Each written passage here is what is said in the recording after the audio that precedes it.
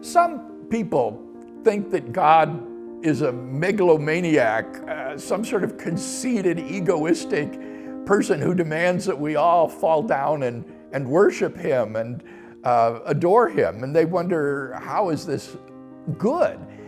Well, unfortunately, these people are thinking of God, as one British journalist put it, as a sort of chap in the sky, a finite, humanoid sort of being, to which that kind of worship and obedience would be inappropriate. But God is not just a chap in the sky.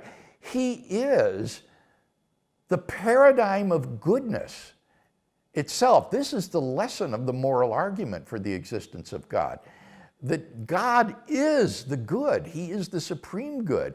And therefore, our worship and adoration are properly directed to him as the supreme good. Indeed, to direct our attention or worship or adoration to something other than God would be a sin. This would be evil, because it is the good and the good alone which I think deserves our worship and adoration.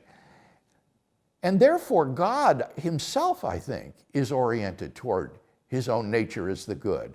God desires himself as the supreme good, just as we should. This is the proper end for all of our desires. So those who think of God as egotistical or conceited, I think are guilty of having too small of a God.